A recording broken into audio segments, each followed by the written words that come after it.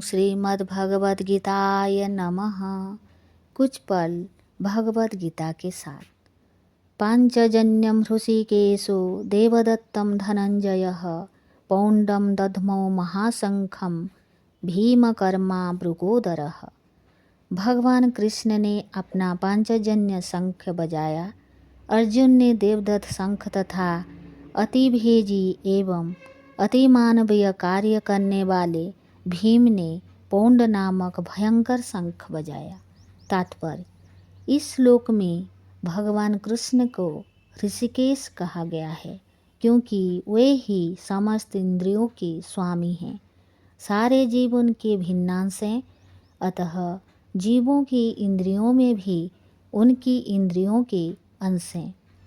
क्योंकि निर्विशेषवादी जीवों की इंद्रियों के कारण बताने में असमर्थ हैं, इसीलिए वे जीवों को इंद्रिय रहित या निर्विशेष कहने के लिए उत्सुक रहते हैं। भगवान समस्त जीवों के हृदय में स्थित होकर उनकी इंद्रियों का निदर्शन करते हैं, किंतु वे इस तरह निदर्शन करते हैं कि जीव उनकी शरण ग्रहण कर ले। और विशुद्ध भक्त की इंद्रियों का तो वे प्रत्यक्ष निदर्शन करते हैं। जहाँ कुरुक्षेत्र की युद्ध भूमि में भगवान कृष्ण अर्जुन की दिव्य इंद्रियों का निदर्शन करते हैं, इसीलिए उनको ऋषिकेश कहा गया है। भगवान के विविध कार्यों के अनुसार उनके भिन्न भिन्न नाम हैं। उदाहरणतः उनका नाम मधुसूदन है क्योंकि उन्होंने मधु नामक असुर को मारा था। वे गोवों तथा इंद्रियों को आनंद देने के कारण गोविंद कहलाते हैं। वासुदेव के पुत्र होने के कारण इनका नाम वासुदेव है। देवकी के माता रूप में स्वीकार करने के कारण इनका नाम देवकी नंदन है। वृंदावन में यशोदा के साथ बाल लीलाओं करने के कारण ये यशोदानंदन हैं। अपने मित्र अर्जुन का सारथी बनने के कारण पार्थ सारथी हैं। इसी प्रकार इनका एक नाम ऋषिकेश है क्योंकि उन्होंने कुरुक्षेत्र के युद्ध स्थल में अर्जुन का निदर्शन किया। इस श्लोक में अर्जुन को धनंजय कहा गया है क्योंकि जब इनके बड़े भाई को विभिन्न यज्ञ संपन्न करने के लिए धन की आवश्यकता हुई थी तो उसे प्राप्त करने में इन्होंने सहायता की थी। इसी प्रकार भीम भृगोदर कहलाते हैं क्योंकि जैसे वे अधिक खाते हैं उसी प्रकार वे अति मानवीय कार्य करने वाले हैं, जैसे हिडिंबासुर का वध।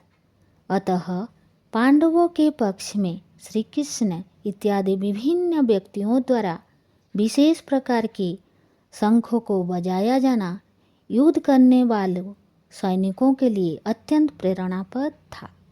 विपक्ष में ऐसा कुछ न था। न तो परम निर्देशक भगवान कृष्ण थे, न ही भाग्य के देवी श्री थे। अतः युद्ध में उनकी पराजय पूर्व निश्चित थी। शंखों की ध्वनि मानो यही संदेश दे रही थी। अनंत विजयम राजा कुंतीपुत्रो युधिष्ठिरः नकुलः सहदेवश्च सुघोषमणि पुष्पको काश्यश्च परमेश्वासः शिखण्डी च महारथ धृष्टद्युम्नो विराटश्च सात्विकिश्च पराजितः द्रुपदो द्रौपदेयाश्च सर्वशः पृथिवीपते सौभद्रश्च महाबाहु शंखदध्मनो पृथक पृथक। हे राजन, कुंतीपुत्र राजा युधिष्ठिर ने अपना अनंत विजय नामक शंख बजाया तथा नकुल और सहदेव ने सुघोष एवं मणिपुष्पक शंख बजाए।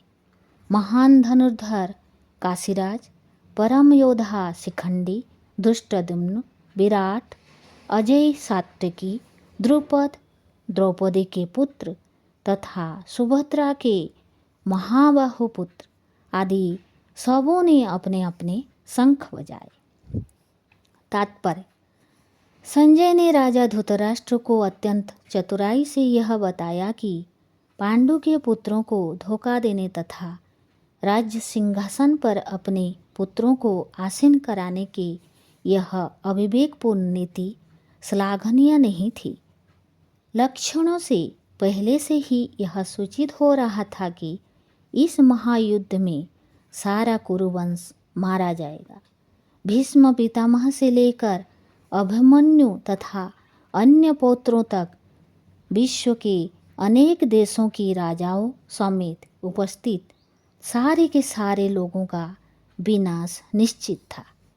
यह सारी दुर्घटना राजा धृतराष्ट्र के कारण होने जा रही थी, क्योंकि उसने अपने पुत्रों को कुनीति का प्रोत्साहन दिया था।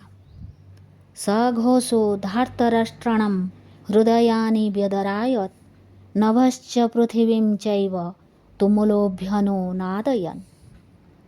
इन विभिन्न शंखों की ध्वनि कोलाहलपूर्ण बन गई, जो आकाश तथा पृथ्वी को शब्दायमान करती हुई धृतराष्ट्र के पुत्रों के हृदय को विदीर्ण करने लगी।